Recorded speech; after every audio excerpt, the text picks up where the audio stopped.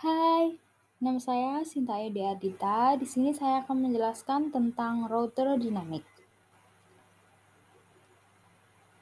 Apa sih router dinamik itu? Router dinamik adalah routing yang dilakukan oleh router dengan cara membuat jalur komunikasi data secara otomatis sesuai dengan pengaturan yang dibuat. Jika ada perubahan topologi di dalam jaringan, maka router akan otomatis membuat jalur routing yang baru. Routing dinamik ini lebih mudah dilakukan daripada menggunakan routing statik dan default.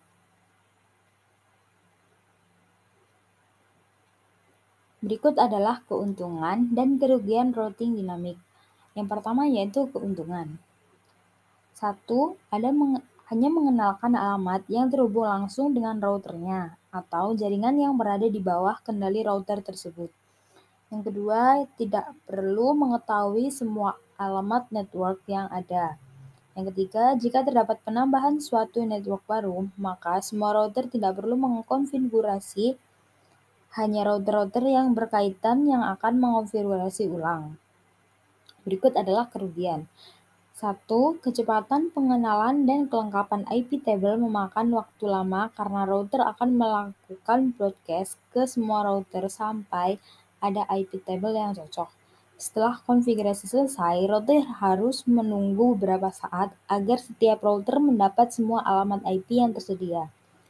Kedua, beban kerja router menjadi lebih berat karena selalu memperbarui IP table pada setiap waktu tertentu.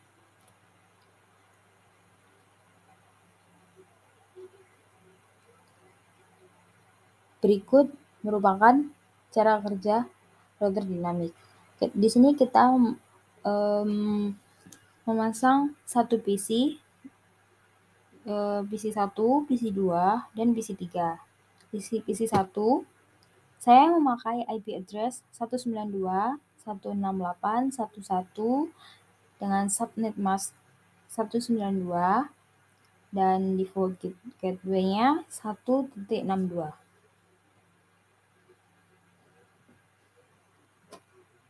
Di PC 2, saya memakai IP address 192.168.165 dengan subnet mask 192 dan default gateway-nya 1.126.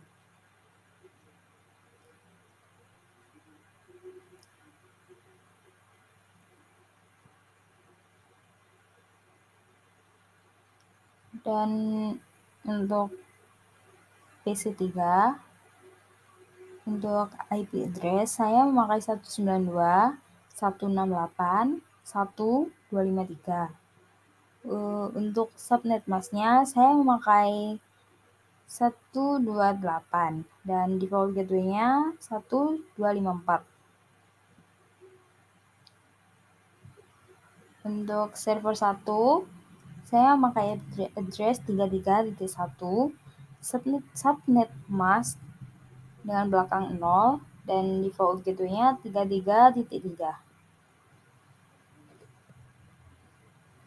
Untuk server kedua, saya memakai IP address-nya 43.1 dengan dan subnet mask-nya belakangnya 0, default gateway-nya 433. Untuk router 1, saya untuk fast ethernet 0-nya IP address 192.168.162 dan subnet masknya 192.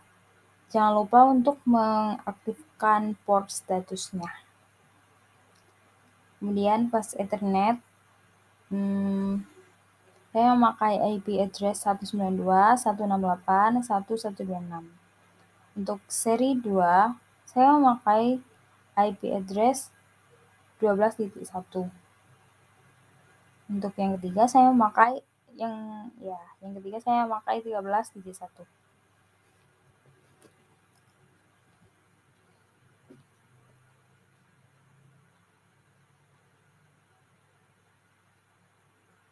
Untuk router 2,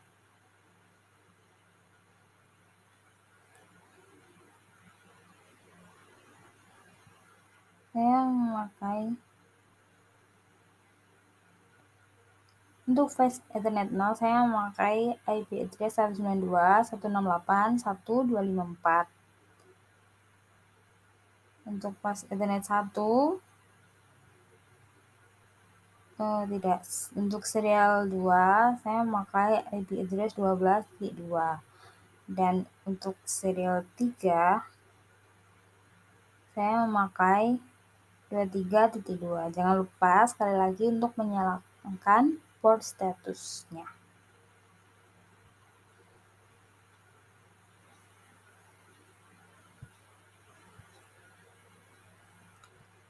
Untuk router 3, saya memakai IP address 33.3, Ethernet-nya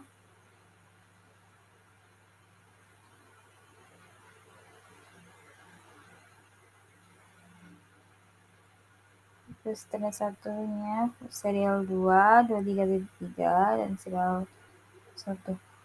Kemudian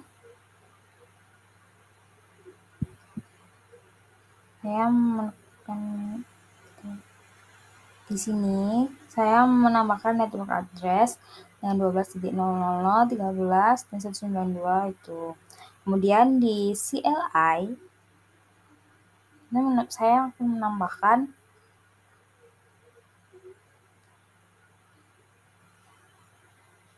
auto summary dan version 2.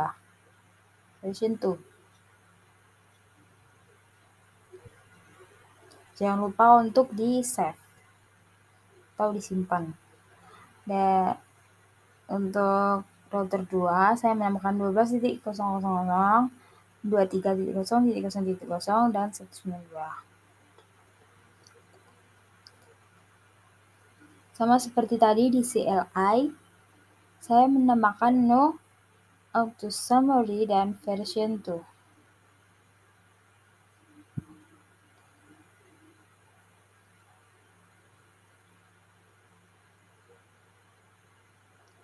Jangan lupa untuk di-save. Dan di router 3, saya menambahkan 13.0.0, 23, 33, 43. Dan lagi saya menambahkan no auto summary dan juga version 2.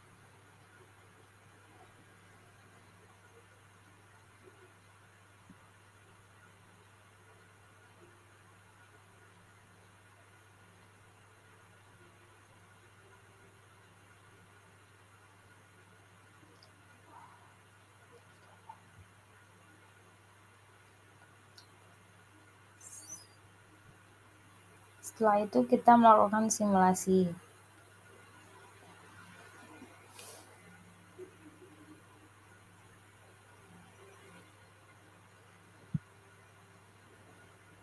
Yang pertama yaitu PC1 ke PC2. Coba mengirim pesan dari PC1 ke PC2.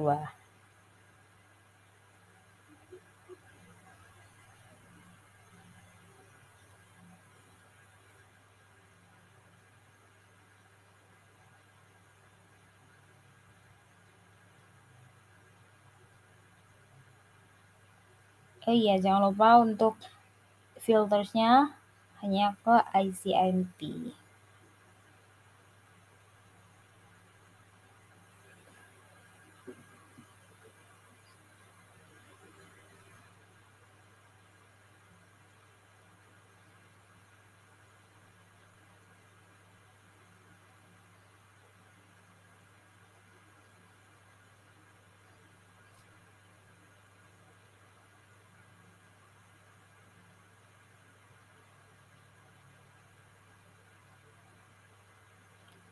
Untuk berikutnya PC1 ke PC3.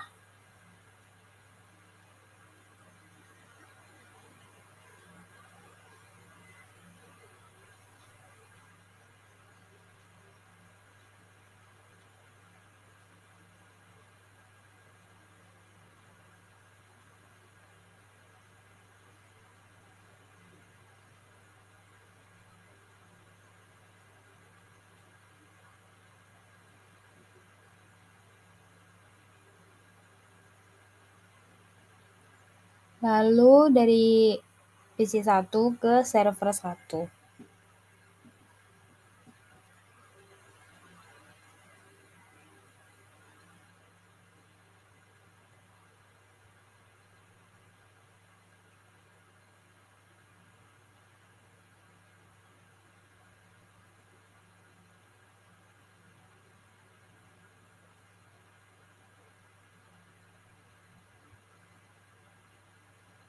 Kemudian dari PC 1 ke server 2.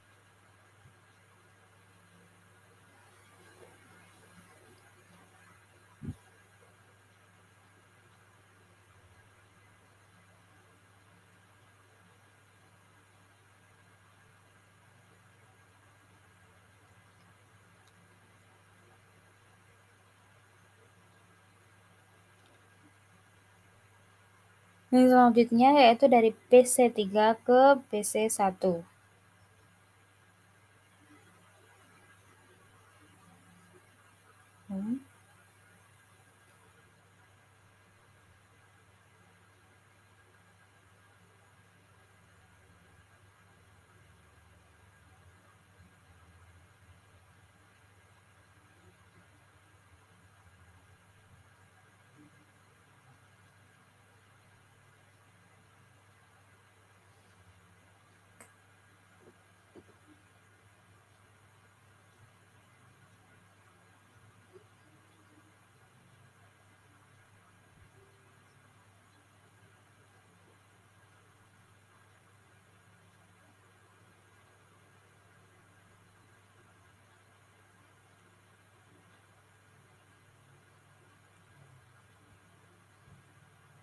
Berikutnya dari PC 3 ke server 1.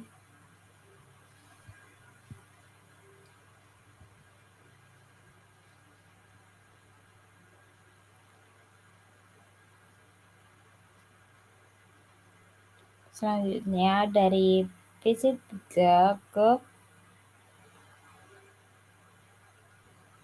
server 1. Kemudian dari PC 3 ke server 2.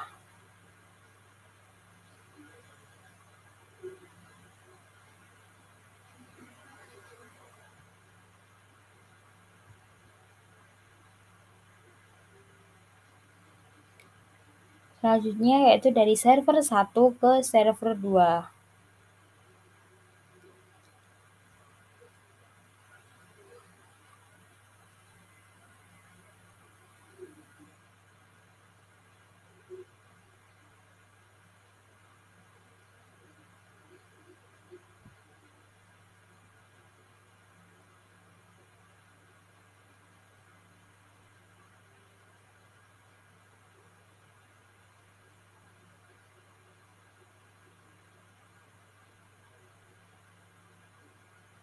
Kemudian yang selanjutnya dari server 1 ke PC 1.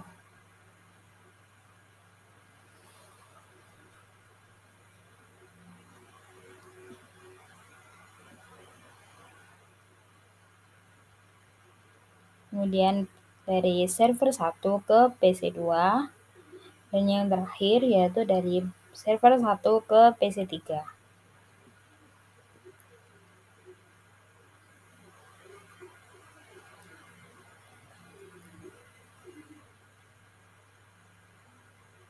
Sekian presentasi dari saya, kurang lebihnya mohon maaf. Terima kasih.